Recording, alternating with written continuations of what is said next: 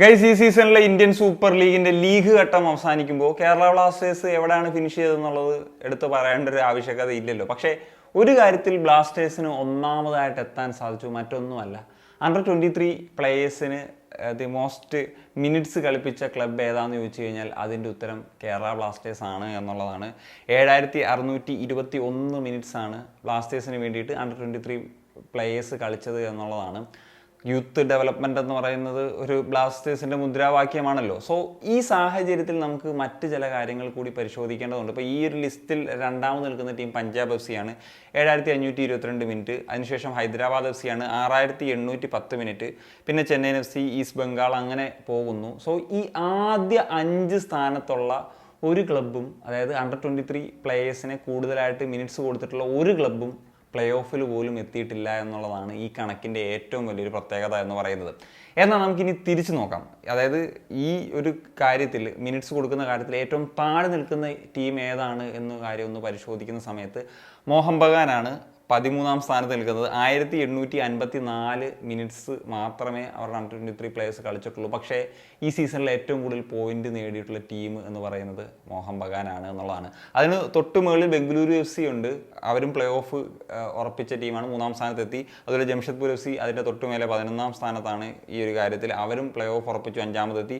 അതിന് തൊട്ട് മുകളിൽ നോർത്ത് ഈസ്റ്റ് യുണൈറ്റഡ് ആണ്, അവരും പ്ലേ ഓഫിലെത്തി. അതിന് തൊട്ട് മുകളിൽ മുംബൈ സിറ്റി FC ആണ്. അതായത് ഈ കാര്യത്തിൽ ടോപ്പിൽ നിൽക്കുന്ന 5 ടീമുകൾ പ്ലേ ഓഫിൽ കളിച്ചിട്ടില്ല. എന്നാൽ താഴെ നിന്നുള്ള 5 ടീമുകൾ ആദ്യ 6 സ്ഥാനങ്ങൾ ഉറപ്പിച്ചിട്ടുണ്ട് എന്നുള്ളതാണ് ഈ ലിസ്റ്റിൻ്റെ ഏറ്റവും വലിയൊരു പ്രത്യേകത. മറ്റൊരു കാര്യം എന്തെന്ന് വെച്ച് കഴിഞ്ഞാൽ, ഇത് രണ്ടിൻ്റെയും ഇടയിൽ നിൽക്കുന്ന ഒരു ടീമുണ്ട്, FC ഗോവയാണ്. FC ഗോവ ഈ ഒരു കാര്യത്തിൽ 6ാം സ്ഥാനത്താണുള്ളത്. അവർ 4828 മിനിറ്റ്സ് ടൈം കൊടുത്തിട്ടുണ്ട് Under-23 പ്ലേയേഴ്സിന്. മാത്രമല്ല ഇവർക്ക് പോയിന്റ് ടേബിളിൽ രണ്ടാമതായിട്ട് ഫിനിഷ് ചെയ്യാൻ സാധിച്ചു. സോ അതിൽ കോച്ച് മനോള മാർക്കസിന് ഒരു ക്രെഡിറ്റ് കൊടുക്കണം. യങ് പ്ലേയേഴ്സിനെയും അതുപോലെ എക്സ്പീരിയൻസ്ഡ് പ്ലേയേഴ്സിനെയും ഒരേപോലെ ഉപയോഗിക്കാൻ സാധിച്ചത്. ഇപ്പം ഋത്തിക് തിവാരി ആണെങ്കിലും ബോറിസ് സിംഗ് ആണെങ്കിലും അതുപോലെ ആയുഷ് ഛേത്രി, ബ്രൈസൺ ഫെർണാണ്ടസ് പോലെയുള്ള യങ് പ്ലേയേഴ്സിന് അവസരം കിട്ടി, അല്ലെങ്കിൽ അവർ മികച്ച രീതിയിൽ അദ്ദേഹത്തിൻ്റെ അണ്ടറിൽ കളിച്ചതുപോലെ തന്നെ എക്സ്പീരിയൻസ്ഡ് പ്ലേയേഴ്സ് ആയിട്ടുള്ള ഉദാന്ത സിംഗ്, സന്ദേശ് ശിങ്കൻ, മുഹമ്മദ് യാസിർ, ആകാശ് സംഗ്വാൻ പോലെയുള്ള താരങ്ങളെ ഉപയോഗിച്ചിട്ടുണ്ട്. അതിൽ റൗളിൻ ബോർജസിൻ്റെ ഒക്കെ നമുക്ക് പേര് പറയാം.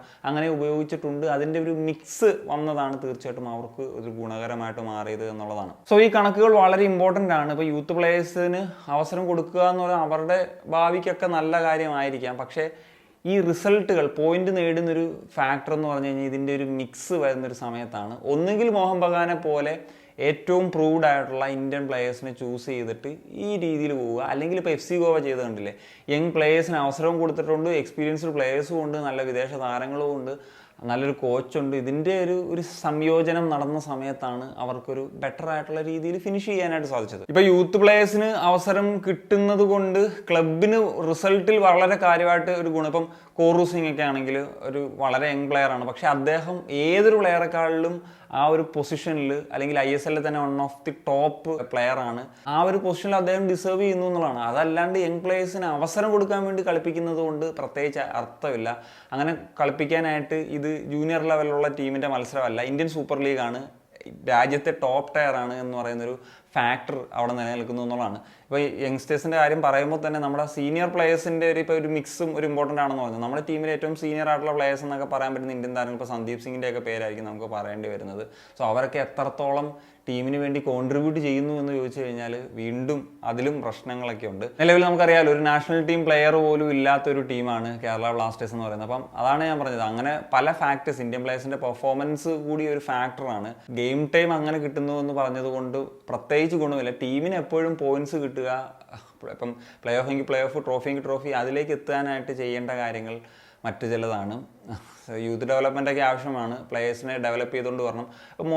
കോറു സിംഗ് ഒക്കെ പറഞ്ഞ പോലെ അദ്ദേഹം എഫിഷ്യൻ്റ് ആണ്, അല്ലെങ്കിൽ അദ്ദേഹം ഡിസേർവിങ് ആണ് അവിടെ കളിക്കാൻ എന്നുള്ളതാണ്. അതുപോലെ ഐമനെ പോലത്തെ പ്ലേയേഴ്സ് ഉണ്ട്, വിപിനെ പോലത്തെ പ്ലേയേഴ്സ് ഉണ്ട്. അപ്പോൾ അങ്ങനെ യങ്സ്റ്റേഴ്സ് ഉയർന്നു വന്നു എന്ന് പറഞ്ഞ് എല്ലാ പൊസിഷനിലും അവരെ കളിപ്പിച്ച് കഴിഞ്ഞാൽ അതിലും പ്രശ്നങ്ങളുണ്ട് എന്നുള്ളതാണ്. പഞ്ചാബിൻ്റെ തന്നെ നമുക്ക് അവസ്ഥ എടുത്തു കഴിഞ്ഞാൽ ഇനിഷ്യലി അവർക്ക് നല്ല രീതിയിൽ കളിക്കാൻ പറ്റി. ഇവർക്കും ആ ഒരു മിക്സിങ്ങിൻ്റെ ഒരു പ്രശ്നമുണ്ട്. എക്സ്പീരിയൻസ് ആയിട്ടുള്ള പ്ലേയേഴ്സിൻ്റെ, ഇന്ത്യൻ പ്ലേയേഴ്സിൻ്റെ ഒരു പ്രശ്നം അവർക്കും നേരിടുന്നുണ്ട് എന്നുള്ളതൊരു വസ്തുത തന്നെയാണ്. എക്സ്പീരിയൻസ് പ്ലേയേഴ്സും കൂടി ഉണ്ടെങ്കിലുള്ള ഗുണം എന്ന് പറഞ്ഞു കഴിഞ്ഞാൽ ക്രിട്ടിക്കൽ സിറ്റുവേഷൻസിലൊക്കെ ഹാൻഡിൽ ചെയ്യുക എന്ന് പറയുന്ന ഒരു ഫാക്ടറും വളരെ ഇമ്പോർട്ടൻ്റ് ആണ്. അതാണ് പറഞ്ഞാൽ മിക്സിങ്ങിൻ്റെ ഒരു ഇമ്പോർട്ടൻസ് എന്ന് പറഞ്ഞാൽ. അപ്പം നിങ്ങളുടെ ഒപ്പീനിയൻസ് എന്താണ്? തീർച്ചയായിട്ടും കമ്പോസ് സൈനിങ് ഓഫ്.